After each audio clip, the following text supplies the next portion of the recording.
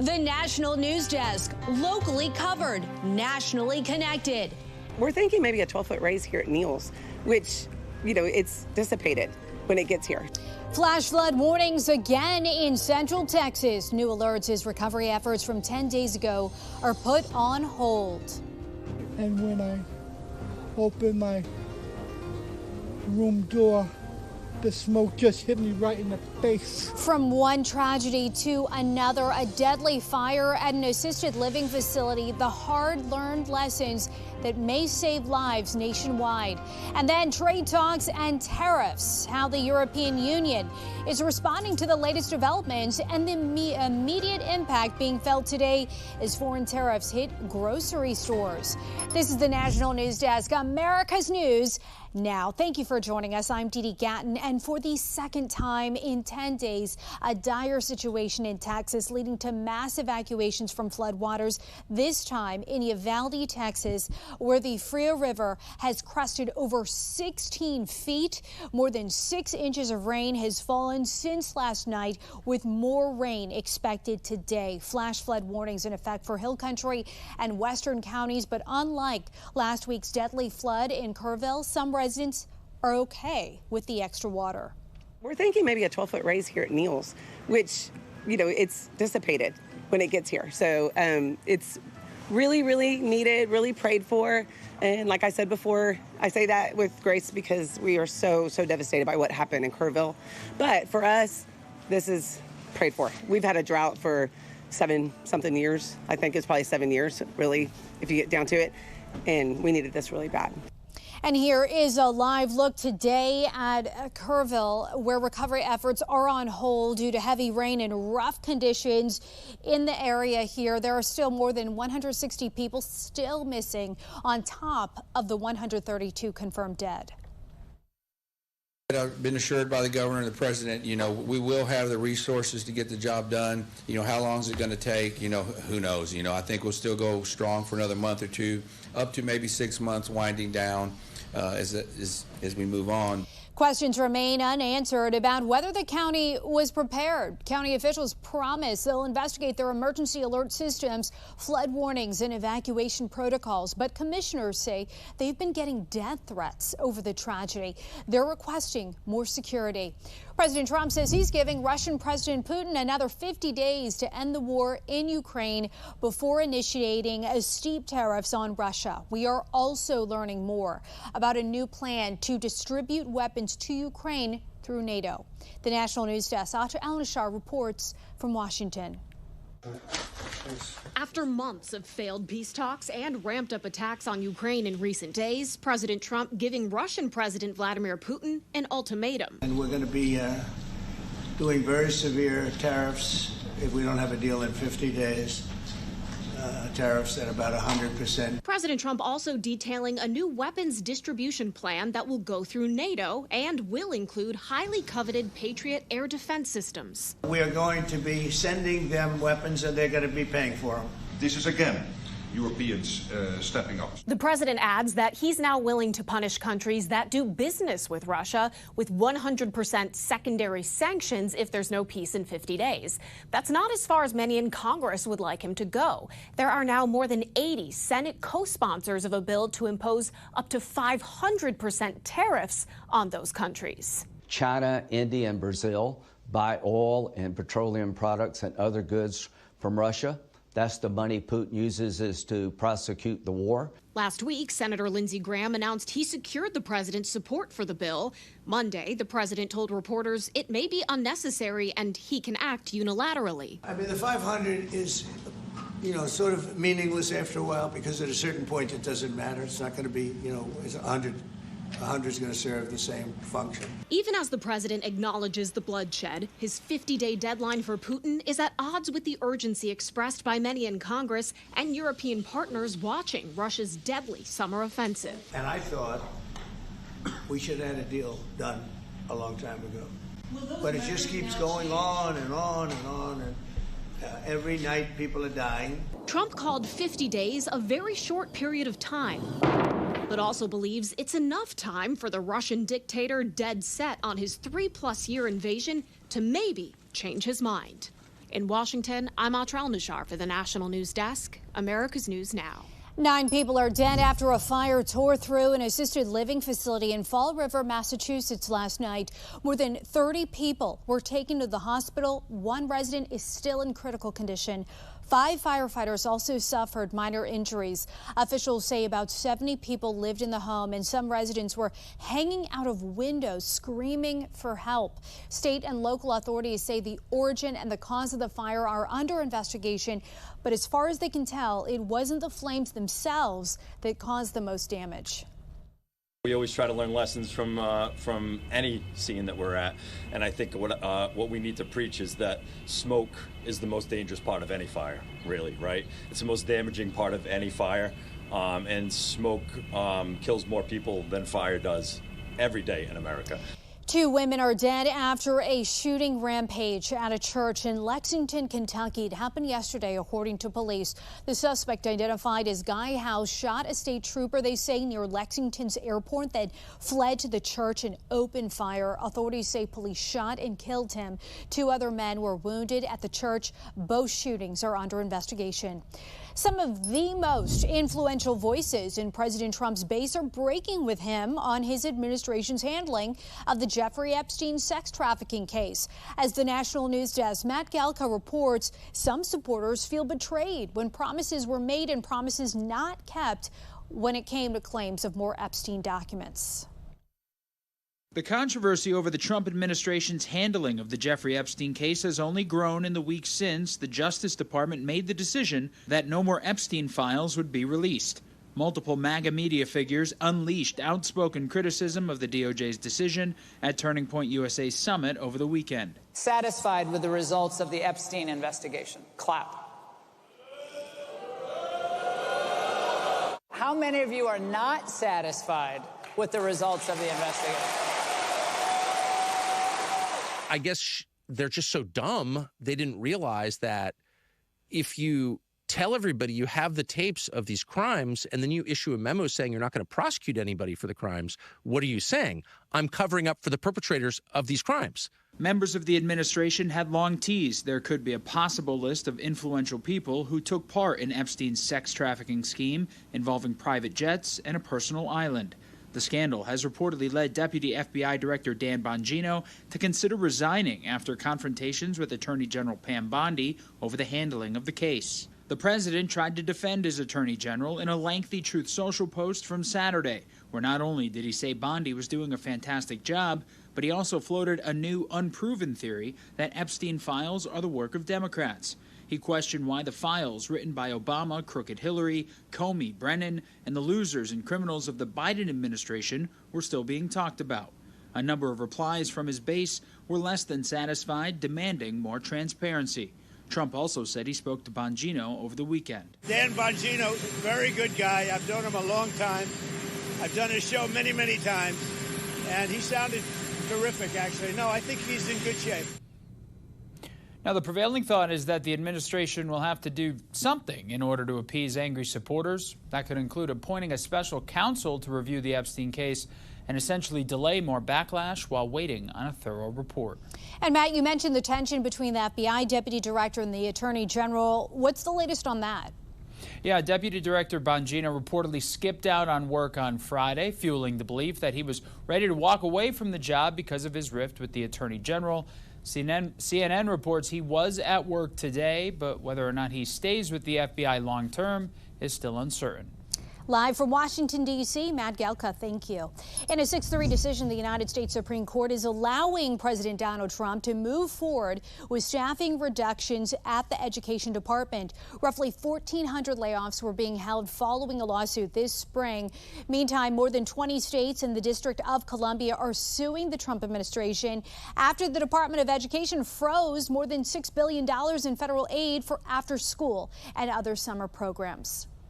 President Trump and Department of Education Secretary Linda McMahon have dealt a debilitating blow to our schools, throwing them into chaos just weeks ahead of the first day of school for many districts. We'll stand for what's right, and we will have the backs of parents, of teachers, of kids who need this money, who don't want to see these harms happen, And I don't want Colorado educational leaders scrambling the way that's happening right now.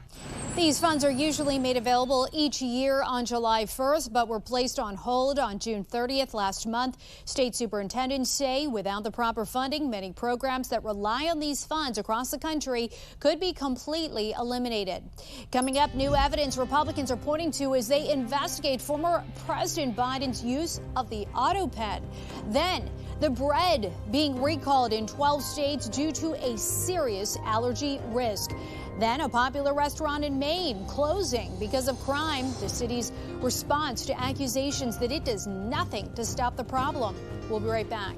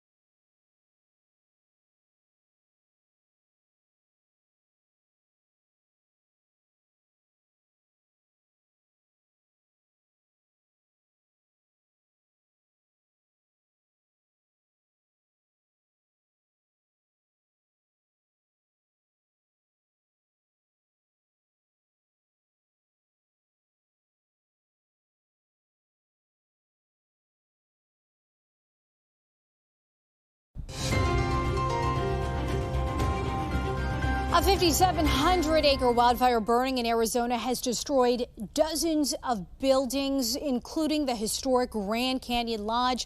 The visitor center and an administrative building also burned down. Authorities said the fire caused the Grand Canyon's north rim to close for the rest of the season. You can see that plume of smoke right there in the distance. Another nearby fire has grown to over 49,000 acres. Neither fire is contained. Smoke from the Canadian wildfires is back in the United States. It is diminishing air quality from the Dakotas down to Missouri and over to Maine. As you take a look at this map, Fox weather forecasters expect better air quality by the middle of the week. Canadian firefighters are dealing with over 400 large active fires right now. Economic leaders are huddling in Europe, drawing up a response to President Trump's newest tariffs threat. Trump says he's prepared to tax imports from the EU at 30% starting August 1st. If a trade deal is not reached, it would have monumental impacts. The U.S. and European Union account for nearly 30% of global trade, according to CNBC. If a deal is not reached, such high duties would send shock ripples throughout multiple economies. There will be a huge impact on trade. It will be almost impossible to continue the trading as we are used in a transatlantic relationship. What do you expect from the EU? We'll see. We've got a few weeks left. Trump has delayed tariffs since February for his Liberation Day announcement. EU trade ministers are hopeful of a deal before the deadline. Tomato prices are expected to jump. The United States has placed a 17% tariff on fresh tomato imports from Mexico. That's because the Trump administration withdrew from the 1996 Tomato Suspension Agreement, a trade deal between the U.S. and Mexico. The White House argues it hurts domestic growers, but it could raise prices at the grocery store and for small businesses. House Oversight Committee Chairman James Comer using former President Joe Biden's words against him. In a phone interview with the New York Times, Biden said he explicitly told his staff to use the autopen, but, quote, I made every decision. But that same article suggests blurbs written by staff about clemency and pardon orders were drafted by people not in the Oval Office when the president supposedly made them. President Trump today again saying this is a scandal like no other. Look, the autopen, I think, is maybe one of the biggest scandals worst that we've had in 50 to 100 years. This is a tremendous scandal. I guarantee he knew nothing about what he was signing. I guarantee it. President Trump is placing his very heavy thumb on the scale to pressure GOP senators into passing a bill this week to defund public media like NPR and PBS. The National News Desk, Kelly Gaskins reports from Capitol Hill.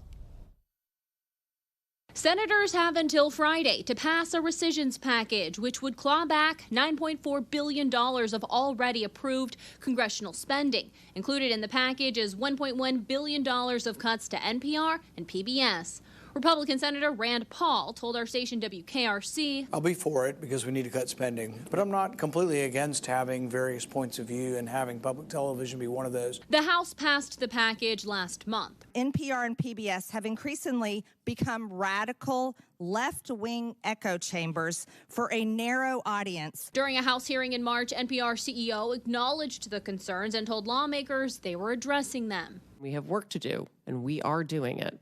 In May, we launched an initiative to improve our editorial review processes to make sure all pieces are fair and comprehensive. President Trump has long taken issue with public media. I think it's very unfair. It's been very biased. Back in May, Trump signed an executive order instructing the Corporation of Public Broadcasting to halt all taxpayer money to NPR and PBS, accusing the outlets of fueling partisanship and left-wing propaganda with taxpayer dollars. The president writing on Truth Social last week, any Republican that votes to allow this monstrosity to continue broadcasting will not have my support or endorsement, calling PBS and NPR worse than CNN and MSDNC put together.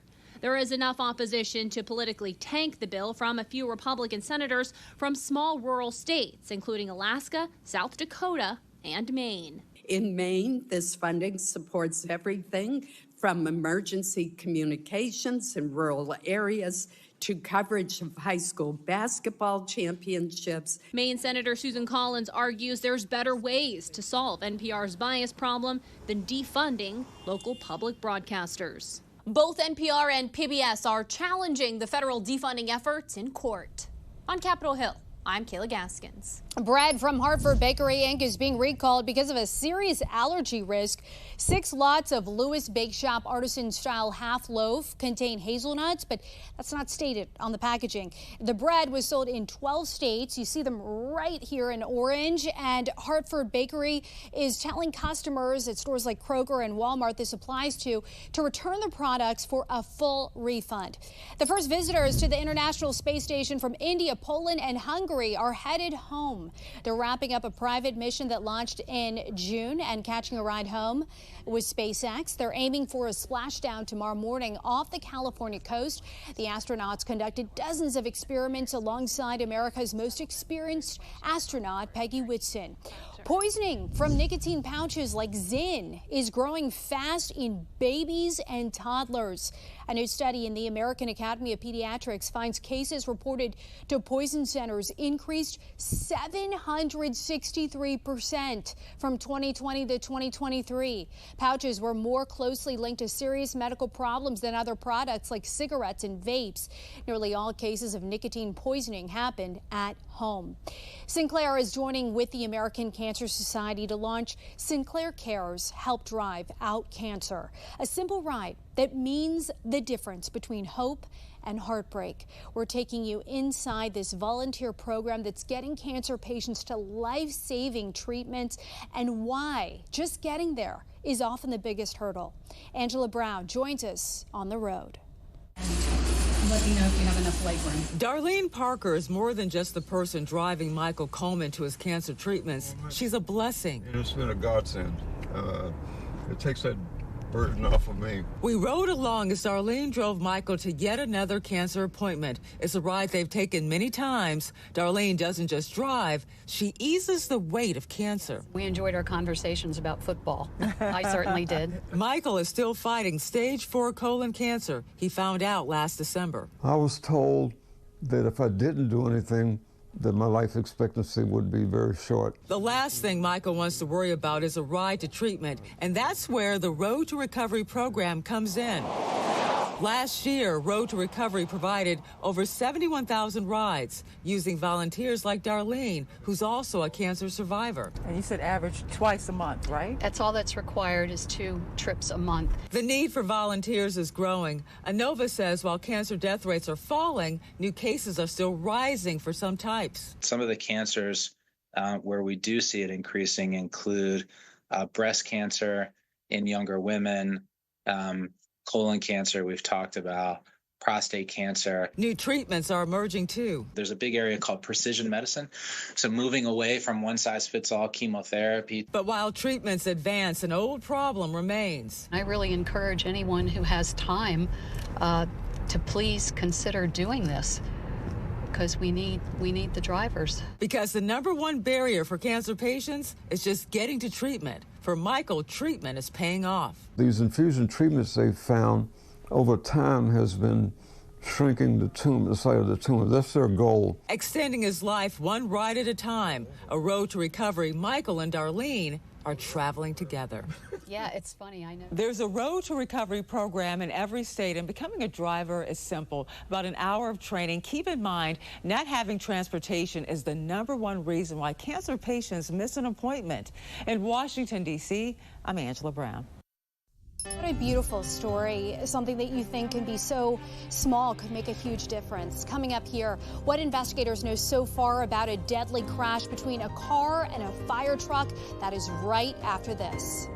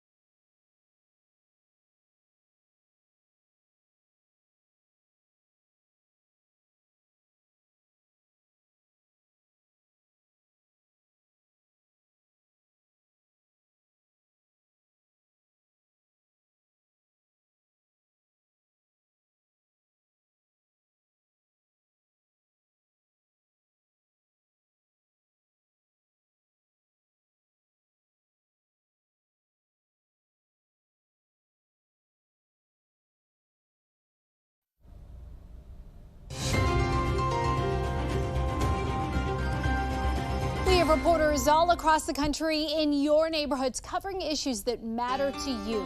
We are taking the pulse of America, and we start in South Carolina, where authorities are investigating a fatal crash involving a fire truck. A house struck by lightning, engulfed in flames in a matter of moments. Miles away on Two Notch Road in Columbia, the driver of a Nissan killed and the passenger injured in a crash between a fire truck on the way to fight those flames. Authorities say the driver of the Nissan was pronounced dead at the scene and the passenger taken to the hospital. 4 firefighters also taken to the hospital and treated for minor injuries. According to fire officials, 2 homes were destroyed and a 3rd damaged. Sunday afternoon, the family whose house was struck by lightning and burned to the ground coming back to grab what's left. 2 years ago, a fire forced the original Ted's Fried Clams to close in Shapley. Owner Jason Cole later reopened at Midtown Mall in downtown Sanford, but he says some people who are homeless have been an issue. They've left meth pipes. We've found uncapped needles all around the restaurant. And it's uncomfortable for the customers coming in. Last night, the police were doing CPR on someone out front that overdosed and passed away. So it's a tough environment to run a successful business in. Sanford does nothing. They used to kick them out, but they're not doing that anymore. We do remove people when we see them. However, if they're hiding in bushes, if they come after we drive through, there's going to be a couple of hours where we're just not there. Golf, long known for silence, sportsmanship, and self-control, is seeing a different kind of swing lately. From the first tee to the final putt, some players are losing it on the links. You're not a tough guy. Hurry up. I'll promise you that. The latest fairway freakout caught on camera in Canada. Started over pace of play and boiled over fast. First, it's words. I'm a egg. Then one golfer gets tossed into a pond by a former NHL hockey player who once played for the Florida Panthers. And just when it seems over. Bang! Bang! Come on, man. Bang! Coming up next, who's surprisingly in the lead at Major League Baseball's annual Home Run Derby tonight. We're back after this.